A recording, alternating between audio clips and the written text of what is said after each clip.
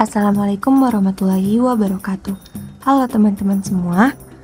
Pada video kali ini saya ingin membahas materi tentang tamadun dan petunjuk ajar Melayu dengan pokok pembahasan. Yang pertama, sistem kekerabatan Melayu. Yang kedua, sikap dan sifat amanah orang Melayu. Yang ketiga, dampak tidak amanah. Dan yang terakhir, yang keempat, menanam budi dan berbudi luhur. Baik, yang pertama ada sistem kekerabatan Melayu. Kekerabatan atau sanak saudara adalah unit-unit sosial yang terdiri dari beberapa keluarga yang memiliki hubungan darah atau hubungan perkawinan.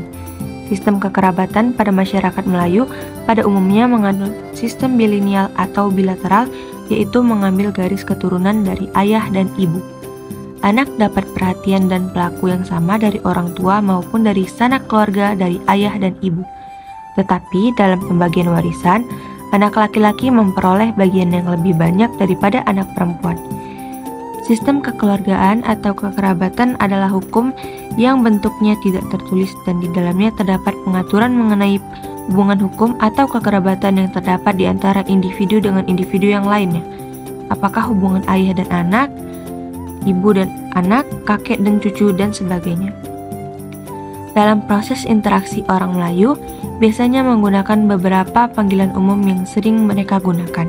Di antaranya, Wak, orang yang telah terbiasa dipanggil oleh ponakan yang berarti paman atau om, tante atau bibi, sehingga menjadi Wak Atan, Wak Amat, Wak Siti, Wak Lela, dan lainnya.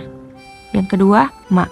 Panggilan bagi perempuan Melayu yang telah berumur, misalnya menjadi kebiasaan Mak Ucu, Mak Uteh, Mak Ude, Mak Enjang, dan sebagainya.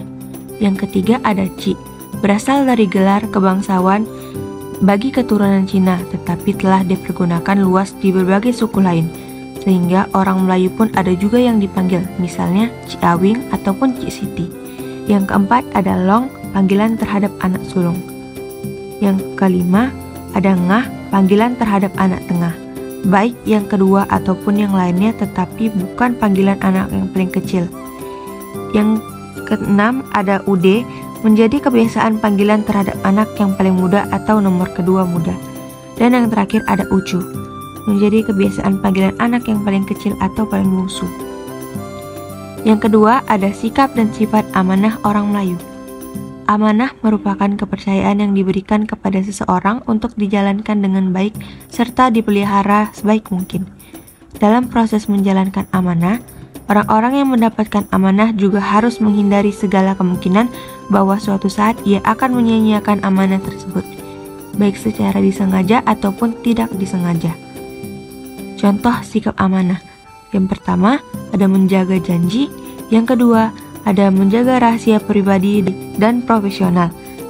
Yang ketiga, ada melakukan tugas dengan sungguh-sungguh. Yang keempat, menghormati kepemilikan orang lain. Dan yang terakhir, menjaga keamanan lingkungan. Adapun dampak tidak amanah, yang pertama, menghilangkan kepercayaan orang lain terhadap kita. Yang kedua, merusak tali silaturahmi dan reputasi. Yang ketiga, dapat menimbulkan kecemasan atau stres. Dan yang terakhir, menghambat pertumbuhan pribadi. Menanam budi dan berbudi luhur. Budi adalah istilah dalam bahasa Indonesia yang mengacu pada sikap atau perilaku yang baik, seperti kesopanan, kebaikan, dan kesadaran akan moralitas. Menurut orang Melayu, budi itu baik. Menanam budi berarti melakukan perbuatan yang baik-baik yang dilakukan seseorang kepada orang lain.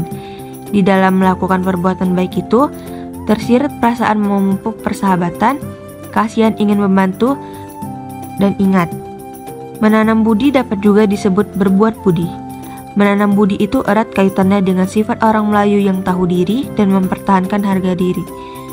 Orang yang tahu diri dan ingin mempertahankan harga dirinya akan selalu melakukan penanaman budi. Semakin banyak seseorang menanam budi, berarti semakin mulialah hati dan martabatnya di pandangan orang. Dengan kata lain, semakin banyak memberi maka semakin tinggilah ilmu budi seseorang. Kita masuk ke pembahasan yang terakhir, yaitu jenis-jenis budi yang bisa diberikan. A. Benda. Benda yang biasa diberikan sebagai alat penanam budi termasuk makanan, buah-buahan, hasil bumi, hasil laut, hasil pemburuan, dan oleh-oleh. B. Tenaga. Tenaga dipakai juga untuk menanam budi. Mempergunakan tenaga sebagai alat menanam budi dapat dilakukan, terutama oleh orang-orang yang tidak memiliki benda. Dengan tenaga itu ialah memberikan bantuan atau pertolongan kepada orang yang mengharapkan bantuannya. C. Sopan santun. Sopan santun dilakukan kepada kedua orang tua, ibu dan bapak, anggota kerabat, orang-orang tua dalam masyarakat, pemimpin-pemimpin masyarakat. D. Tegur sapa. Yang dimaksudkan dengan tegur sapa ialah keramah tamahan dalam menyapa atau menegur seseorang dengan bahasa dan sapaan yang tepat dan hormat. E. Pinjam meminjam. Pinjam meminjam terjadi apabila seseorang berada dalam keadaan sesak. Sesak berarti berada dalam situasi yang sangat memerlukan sesuatu yang sangat dibutuhkan pada saat itu. Meminjam hanya dilakukan dalam keadaan lepas sesak. Orang yang mau meminjamkan seseorang dalam keadaan sesak disebut orang yang dapat melepas sesak. Orang yang seperti itulah yang disebut orang berbudi. F. Kunjung mengunjung. Kunjung mengunjung merupakan salah satu bentuk dari menanam budi. Kunjung mengunjung yang baik selalu berlaku seimbang. Artinya, kedua kenalan atau sahabat yang setara, baik usia, pangkat, selalu saling berkunjung ke rumah masing-masing. Sekian video pembahasan kali ini, semoga bermanfaat. Saya tutup dengan wabillahi taufiq wal hidayah. Wassalamualaikum warahmatullahi wabarakatuh.